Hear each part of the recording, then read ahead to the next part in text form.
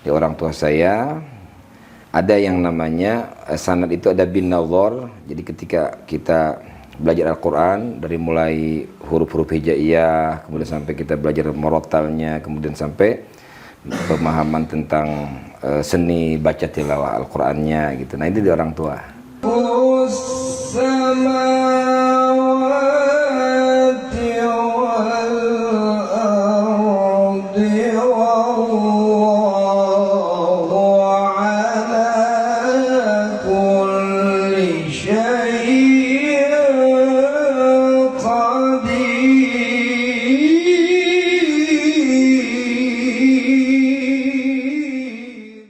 Siapa sangka di tengah perumahan di Kota Serang, Provinsi Banten ini ada pondok pesantren tahfiz Quran, yang mana pendirinya adalah seorang Kiai Haji Muhtar Fatawi, seorang qori internasional. Seperti apa sosoknya? Ayo ikuti saya. Muhtar Fatawi, seorang dai sekaligus qori internasional asal Kota Serang, Provinsi Banten, dikenal karena suara merdunya, teknik tajwid yang kuat, serta penghayatan mendalam dalam melantunkan ayat-ayat suci Al-Quran. Namanya mulai dikenal luas setelah tampil dan berprestasi dalam berbagai ajang musabakoh hifdil Quran dan musabakoh tilawatil Quran, baik di tingkat nasional maupun internasional. Pria kelahiran Kabupaten Lebak ini tumbuh dalam lingkungan religius yang dekat dengan pendidikan Al-Quran. Sejak usia muda, ia telah menunjukkan bakat luar biasa dalam seni tilawah.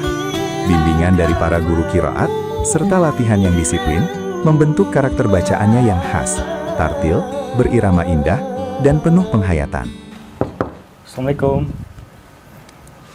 Waalaikumsalam Ustaz, warahmatullahi. apa kabar Ustaz? Alhamdulillah. Mangga Kang Tajudin. Monggo. Silakan duduk. Nah, gimana sehat ya? Alhamdulillah. Gimana nih Ustaz? Kabarnya Ustaz? Alhamdulillah Alhamdulillah ya.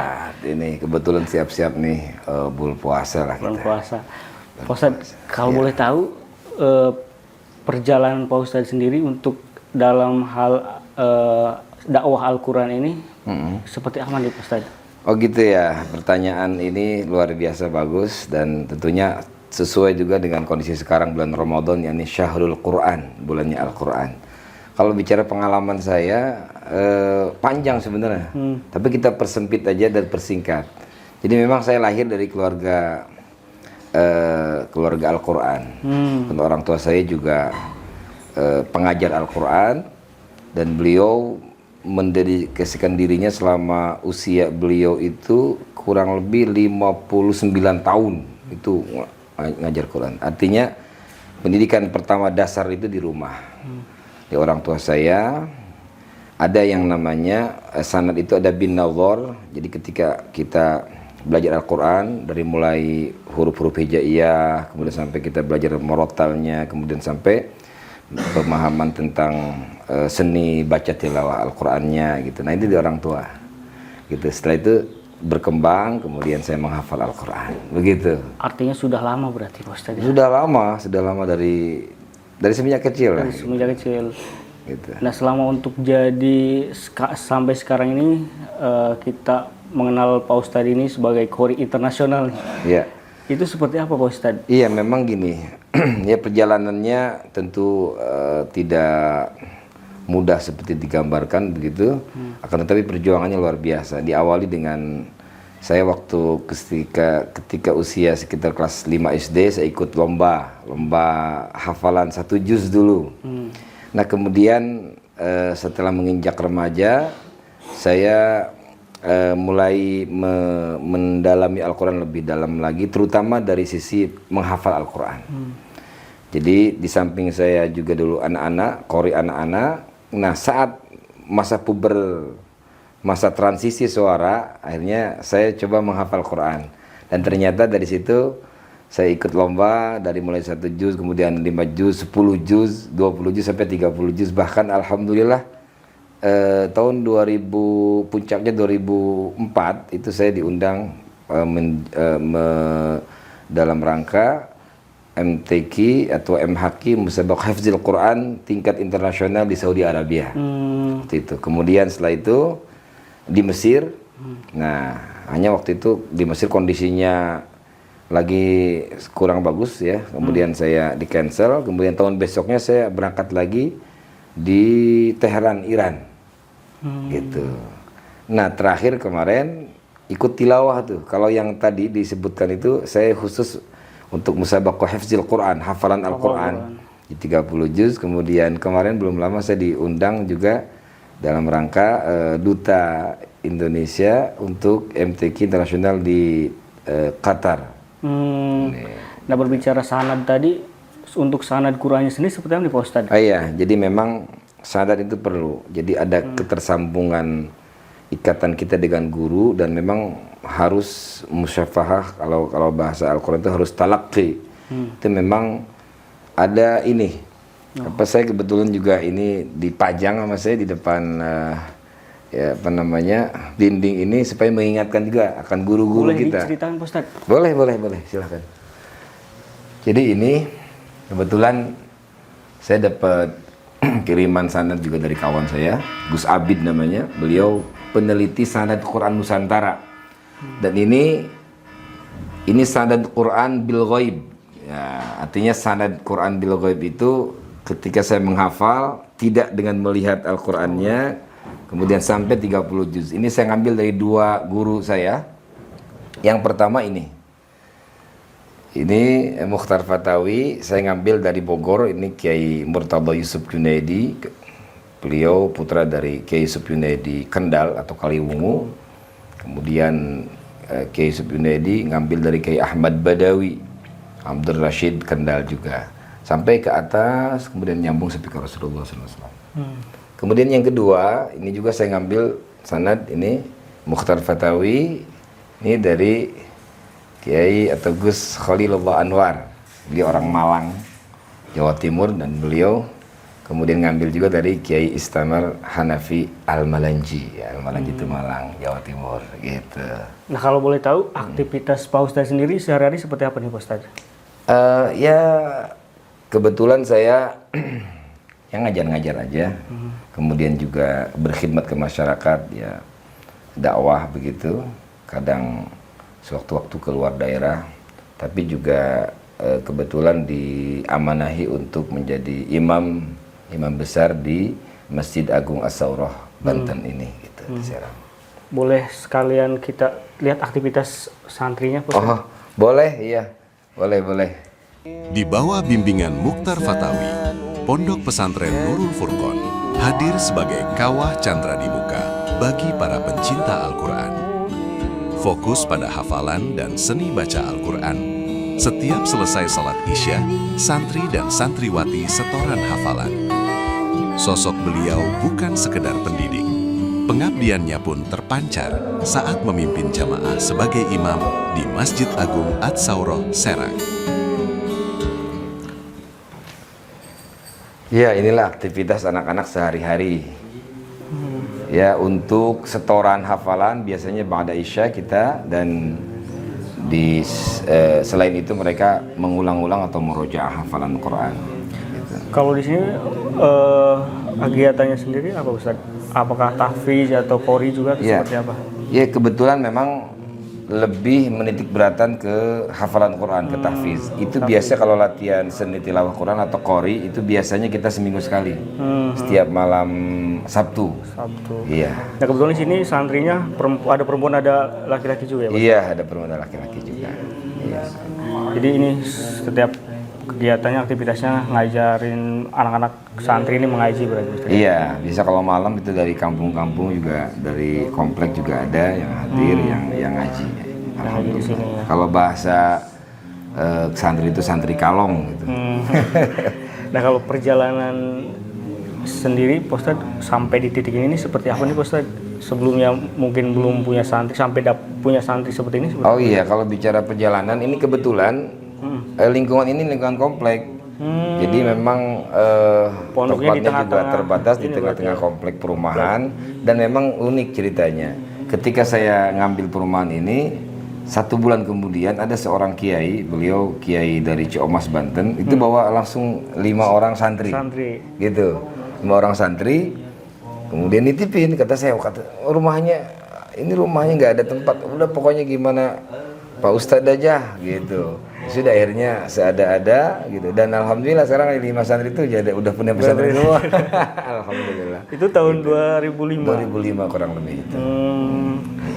Lumayan panjang ya Ustadz. Lumayan panjang ya. Gitu.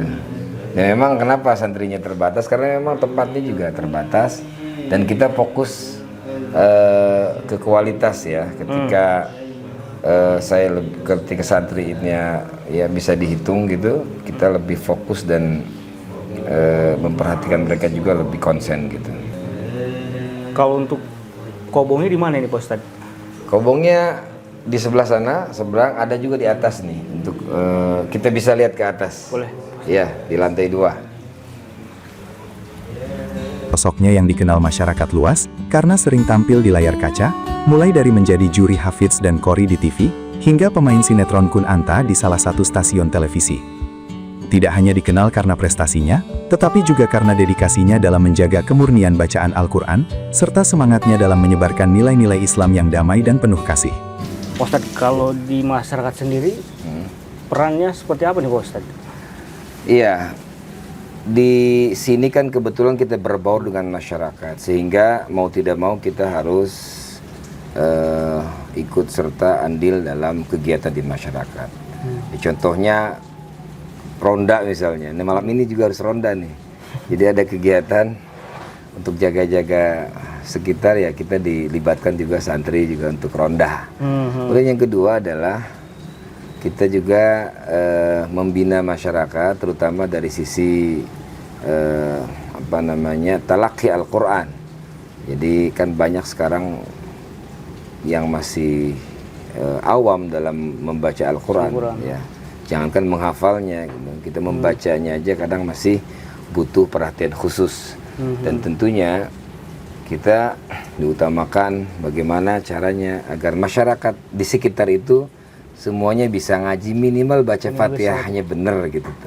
Jadi itu kita biasa ada kegiatan-kegiatan seperti itu untuk bagaimana masyarakat kumpul untuk pengajian itu. Yang kedua juga untuk mengisi kekosongan rohani ya, karena dalam tubuh kita ini perlu juga asupan-asupan makanan jasmani pun rohani. Setiap bulan kita mengadakan zikir. Ya, zikir itu zikir Asmaul Husna dan juga khatmil Quran. Alhamdulillah gitu.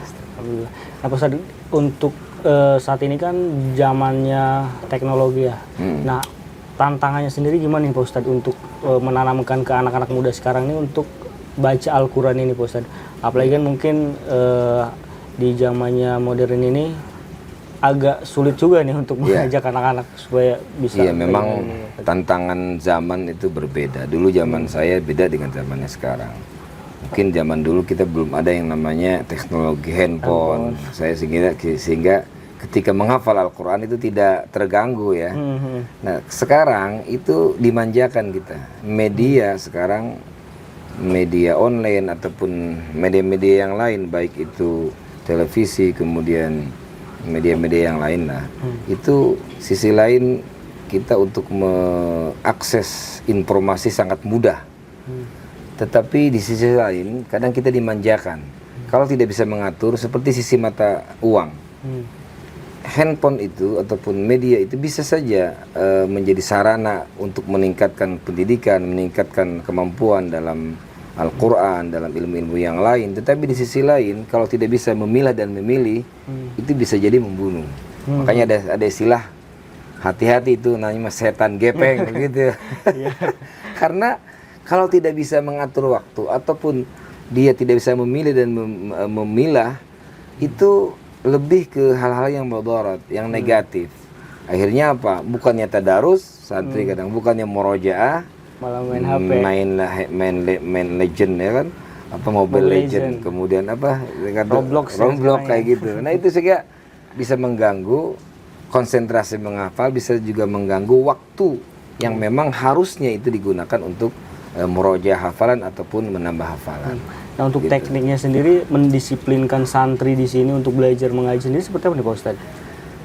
Kita bikin namanya mutaba'ah yaumiyah. Jadi setiap hari itu pertama santri wajib untuk berjamaah sholat. Itu kan mendisiplinkan waktu. Yang kedua, adalah kita ada program Qiyamul Lail 1 juz. Jadi anak-anak ataupun santri yang sudah hafal Quran, yang sudah khatam, ini kan perlu dijaga hafalannya. Karena memang menghafal itu tidak seberat atau tidak sesusah menjaga hafalan. Ketika sudah khatam Quran, apalagi sudah punya gelar hafiz gitu ya, kalau tidak dibuka, tidak dimoroja, tidak diulang-ulang, itu bisa hilang hafalannya. Dan itulah yang harus dilakukan, tanggung jawab sebagai santri penghafal Quran. Setelah dia khatam Quran, dia harus menjaga hafalannya. Maka untuk menjaga hafalannya, mereka kita bebankan atau mereka kita berikan tugas untuk mengimami sholat Qiyamul Lail. Minimal mereka setengah juz, atau kalau misalnya berat seperempat juz. Tapi saya wajibkan itu 1 juz kalau yang sudah lancar. Ya Tribuners, itu tadi perbincangan kita dengan Pak Kiai Muchtar Fatawi, ini salah satu kiai yang ada di Provinsi Banten. Ikuti kita di program-program lainnya hanya di Tribun News. Assalamualaikum warahmatullahi wabarakatuh. Waalaikumsalam. Download Tribun X sekarang. Menghadirkan lokal menjadi Indonesia.